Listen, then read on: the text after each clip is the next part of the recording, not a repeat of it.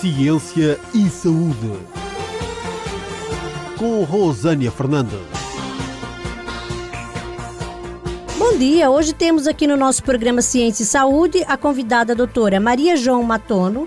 A doutora Maria João é psicóloga clínica na Telépsia 2, que é um centro de psicologia que presta assistência psicológica em lares e escola. Muito bom dia, doutora Maria João. Bom dia.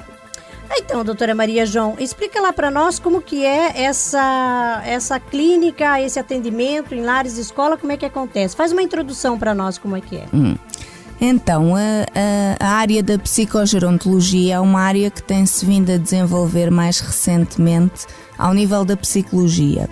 A psicologia sempre deu muita importância mais ao desenvolvimento da criança e ultimamente tem-se desenvolvido mais também e dado mais ênfase à parte do idoso, do envelhecimento. Porquê? Cada vez nós vemos mais que a população vai envelhecendo, a medicina vai avançando e a população cada vez está a envelhecer mais, dura no fundo mais anos. E o que é isto do envelhecer? O envelhecer acarreta várias perdas, não é? Que vão acontecendo, quer a nível físico, não é? Quer a nível sensorial, quer a nível mesmo psicológico. Infelizmente a nossa sociedade é uma sociedade que ainda, do meu ponto de vista, não lida muito bem com o envelhecimento. Porquê? Ninguém quer envelhecer, né? É verdade. Se pudéssemos permanecer congelado. É verdade. Mas vamos ter que ir lidando com isso. E eu acho que o segredo está mesmo nesta adaptação que vamos tendo que fazer ao longo dos anos, não é? É uma adaptação, é um ajustamento que vamos ter que fazer, que vamos ter que ir fazendo, não é fácil. E tudo começa, se calhar, por uma reforma que vamos fazer, não é? Que é uma parte profissional que durou bastantes anos e que aos 65, mais ou menos, não sabemos como é que vai ser daqui a algum tempo, mas aos 65 termina. O primeiro impacto, então, desculpa, doutor, o primeiro impacto seria o da reforma? Eu penso que sim, é o primeiro grande impacto do envelhecimento. Que nós temos é quando chega a época da reforma. E a gente começa a cair a ficha, então, exatamente. E algo ali já vai começar a mudar. Isso? Exatamente. Eu acho que a adaptação à reforma é uma coisa que, se for bem feita, o envelhecimento é bem sucedido.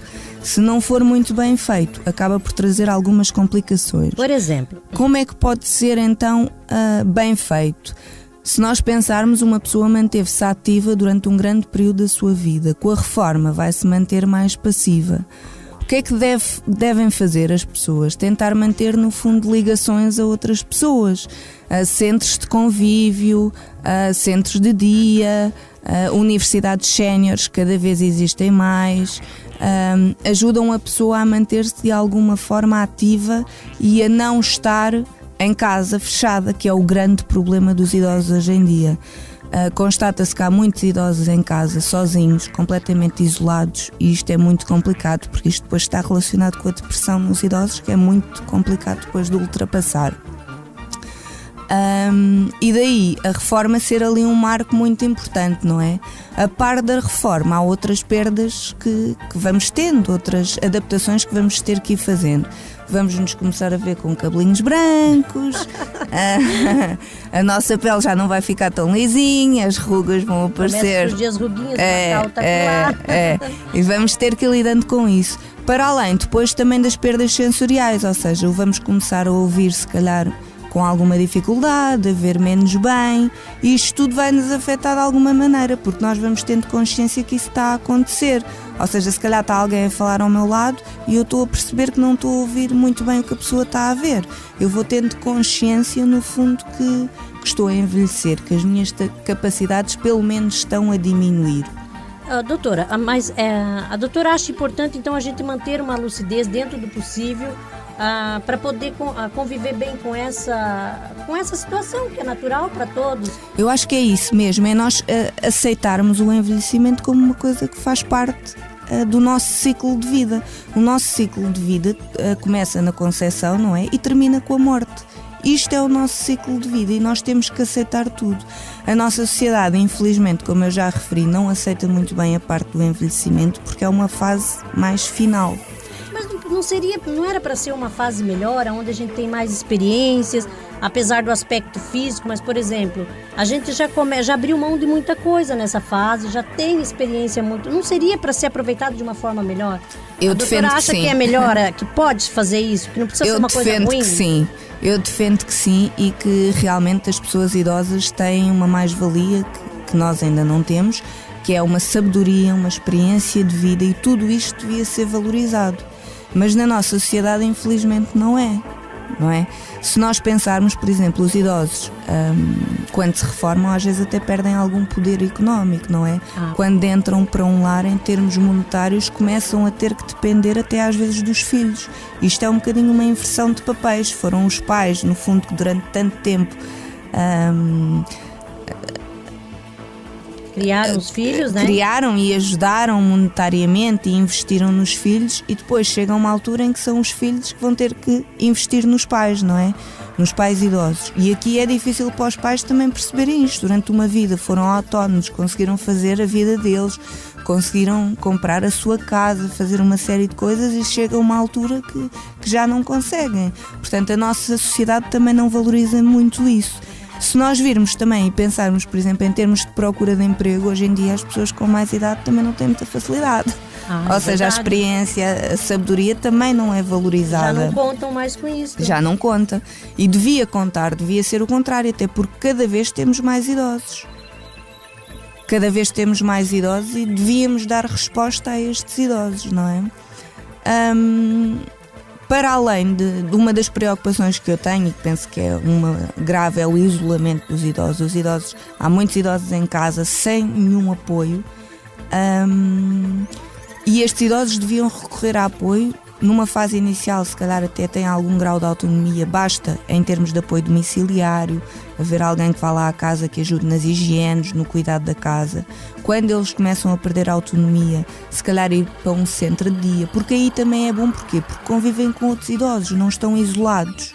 E numa fase em que realmente a família não consegue dar resposta, o próprio dia a dia impede a família também de poder ajudar. Hoje em dia as famílias não conseguem mesmo dar resposta, não podem deixar de trabalhar e têm que encontrar uma solução. Muitas vezes esta solução é a institucionalização do idoso, a entrada do lar do idoso. E como o idoso encara essa situação assim de ir para um lar? É sempre muito complicado para o idoso e para a família. Nós às vezes esquecemos disto. Mas para o idoso, a família tem apego àquela pessoa, aquele parente. É, exatamente. E é difícil, né? Exatamente. Para a família, no fundo, é uma tomada de decisão que é sempre muito complicada, o colocar um familiar no lar. Esta decisão é sempre muito complicada para a família. Mas quando não há outra alternativa, tem mesmo que ser, e eu penso que cada vez mais vai existir isso. E para o idoso também acaba por ser complicado, porque é o abandonar todo um projeto de vida que foi feito numa casa, com as suas coisas, para entrar num lar onde há uma partilha de espaço com muitas pessoas que eles não conhecem e que... É uma perda de liberdade. É uma perda de autonomia também muito grande, de liberdade, não é? Acabam por, eu acho que é fundamental, às vezes quando há a entrada do idoso num lar, poderem levar algumas coisas pessoais para sentirem ali o ambiente um bocadinho mais acolhedor, mas é sempre diferente da nossa casa, não é? E é complicado sentirem isso. Doutora, temos aqui perguntas de ouvintes, se a doutora então puder responder, eu não sei se já está dentro do que a gente estava falando, mas temos aqui a ouvinte Lude Muniz de Moscavide, e ela gostaria de saber quais são os principais cuidados a ter quando se trata de idosos, qual a maior necessidade que eles têm e como podemos ajudá-lo. Bem, começando então por pensar nos cuidados que se deve ter com os idosos, fundamentalmente um dos primeiros cuidados deve ser ao nível mais da saúde, de tentarmos manter as condições de higiene, de alimentação, de segurança, que eles tenham estas condições, quer em casa, quer em lares, que eles tenham estas condições básicas é muito importante. Depois, os idosos, o que é que também precisam? Precisam sempre de conviver, lá está, de ir partilhando. Eles têm uma vida para trás, não é? Têm um projeto de vida. Histórico, não é? E eles gostam de partilhar isso. Não nos podemos esquecer de uma coisa interessante, é assim, nós vamos dizendo que os idosos vão se esquecendo das coisas, não é? Há vários tipos de memória, mas os idosos lembram-se sempre das coisas muito do passado. esquecem as coisas mais recentes, mas a memória a longo prazo tem muito. E eles gostam muito de contar, no fundo, as coisas que lhes aconteceram, como é que foi a vida deles. E às vezes é importante termos tempo para os ouvir. Isto é fundamental, ter tempo para ouvir idosos. Em relação a como é que se pode ajudar os idosos, eu acho que podemos ajudá-los ouvindo, não é? Partilhando com eles alguns dos medos, alguns dos receios que eles possam ter e incentivando-os, no fundo, a conviverem, a partilharem com outras pessoas, com vizinhos, com amigos, com outras pessoas algumas experiências, irem falando, não se isolarem, isto é o fundamental. Há aqui também uma coisa importante que para todos os ouvintes que estejam a ouvir e que já tenham assim alguma idade, acima dos 65 ou menos, é sempre bom, eu sugiro sempre isto, que é fazerem exercícios que sejam intelectualmente estimulantes. Por exemplo, sopa de letras, jogos de diferenças, isto é ótimo para o cérebro. Isto é ótimo para o cérebro. Há muitos idosos que fazem isto, as sopas de letras, os sudokus. Ler, se calhar. Ler. Às vezes isso é mais complicado porque muitos deles depois têm dificuldade visual e custa-lhes estar a ler, não é? Porque já não veem tão bem. Mas é fundamental, então os que sabem ler aproveitem ao máximo e leiam as coisas. Isso vai ajudar a manter a memória sadia. E a nossa atenção, porque envolve estar atentos, ajuda no fundo a ter todas as capacidades ainda em desenvolvimento, não é? Ativas, no fundo, a não perdermos as nossas capacidades. Porque se eu agora, por exemplo, deixo de falar, se calhar daqui a algum tempo já nem sei muito bem construir um discurso. A mesma coisa com eles, não é? Se eles continuarem sempre a exercitar o cérebro, possivelmente as capacidades vão se mantendo durante mais tempo. Doutora, tem mais aqui uma pergunta para a gente fechar então a nossa entrevista. É a Miriam Leite, da Póvoa de Santeria, e ela diz assim: como as famílias podem dar respostas às necessidades dos seus idosos, tendo em conta o estresse do dia a dia? Pois, esta questão até já foi aqui abordada e realmente é muito complicado para a família, mas eu acredito que cada vez mais é complicado as famílias conseguirem dar resposta em casa, ou seja, ter um idoso ao seu cuidado acaba por ser muito complicado porque as pessoas hoje em dia trabalham, não têm outra hipótese e os idosos acabam por ficar sozinhos e isto também não é bom para o idoso, porque acaba por estar sozinho durante todo o dia, isolado, sem ninguém, é muito complicado. Portanto, eu penso que a resposta vai acabar por ser cada vez mais os centros de dia ou mesmo colocar num lar, não é? Famílias que ainda consigam colocar em centro de dia podem pôr só o idoso durante o dia e depois à noite ir buscá-lo e ainda estar em casa. Agora, quando esse tipo de resposta também não é possível, é mesmo a entrada num lar.